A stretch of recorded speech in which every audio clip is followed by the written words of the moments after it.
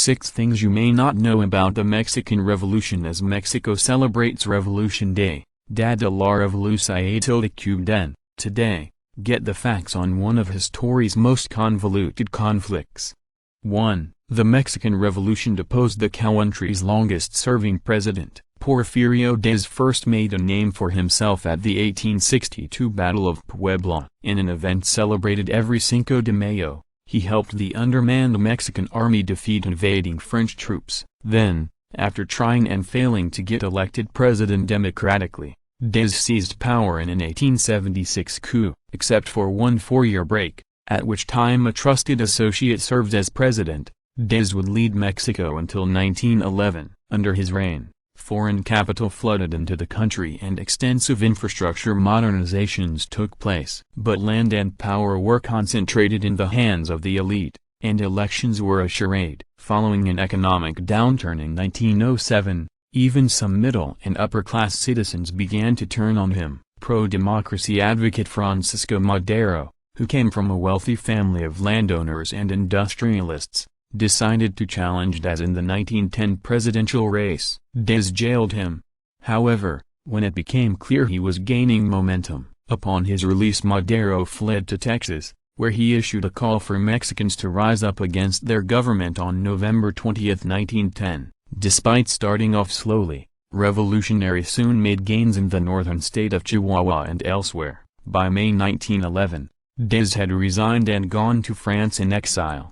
2. A new Mexican strongman soon took over. Madero became president in November 1911, but fighting continued throughout large segments of the country, including the south, where Emiliano Zapata's army of peasants seized lands that had purportedly been stolen by rich hacienda owners. Meanwhile, in February 1913, some counter-revolutionary leaders broke out of prison in Mexico City and marched to the National Palace with their troops in tow. Over the next 10 days, hard fighting in the city center produced thousands of civilian casualties. Madero had tasked General Victoriano Huerta with putting down the uprising, but Huerta ended up switching sides and arresting Madero. He then had Madero executed and took hold of the presidency himself. 3. The anti-Huerta forces eventually began fighting each other. Huerta proved to be an even fiercer authoritarian than Díaz, and to this day remains among Mexico's most despised villains. As president, he continued using political assassination as a tool, and forcibly conscripted the poor into his beefed-up federal army. In order to topple him, Zapata and other revolutionary leaders, such as Francisco Pancho Villa, Venustiano Carranza and Alvaro Obregón, united together. But since these men came from different parts of the country and had disparate political views, they turned on each other soon after forcing out Huerta in July 1914. Villa and Zapata briefly occupied Mexico City together, whereas Carranza, who for now had allied with Obregón, headed to the port city of Veracruz. Though Villa and Zapata originally appeared to have the upper hand, the tide turned in 1915 when Obregón won a series of battles against Villa with the help of trenches, barbed wire and other World War I-era defensive tactics. Carranza was elected president in 1917. The same year a new constitution formalized many of the reforms sought by rebel groups. Urban workers received an 8-hour workday, a minimum wage and the right to strike, while peasants gained mechanisms for land redistribution and limiting the size of estates. Another provision restricted foreign investment. Even so, armed struggle did not putter out until at least 3 years later. 4. The United States intervened numerous times in the conflict. Henry Lane Wilson, the U.S. ambassador to Mexico during the William Howard Taft administration, came to believe the revolution was harming American commercial interests. Wrongly convinced that Huerta would be a stabilizing influence, Wilson personally facilitated the general's betrayal of Madero and rise to power in February 1913. But when President Woodrow Wilson took office the following month, he recalled Wilson and began materially backing Huerta's opponents. He even ordered a blockade of Veracruz to prevent European arms from reaching Huerta. When U.S. troops landed there in April 1914, about 90 were killed or wounded in a hail of gunfire.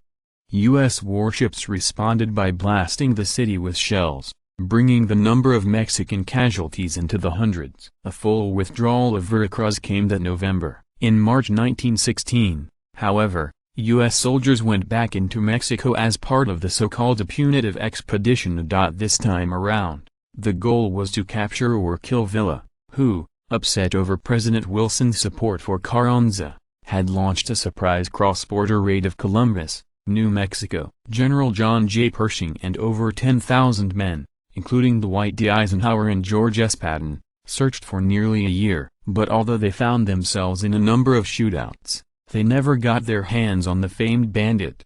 5. The Mexican Revolution was followed by decades of one-party rule. Many historians believe the Mexican Revolution ended by the time Abregué-Tilde-Cubden assumed the presidency in December 1920, while others say it lasted all the way until 1940 or later. Part of this confusion lies with continuing periodic uprisings, including the so-called Cristero Rebellion from 1926 to 1929 that pitted the anti-clerical government of President Plutarco Elías against Catholic rebels. Calles, nicknamed the Ojif Maximo, Big Boss, controlled a series of puppet governments after his term expired in 1928. In order to bring divergent groups under a centralized power apparatus, he founded the National Revolutionary Party, later known as the Institutional Revolutionary Party, or PRI. The PRI would go on to rule Mexico until 2000, despite its earlier reputation for electoral fraud,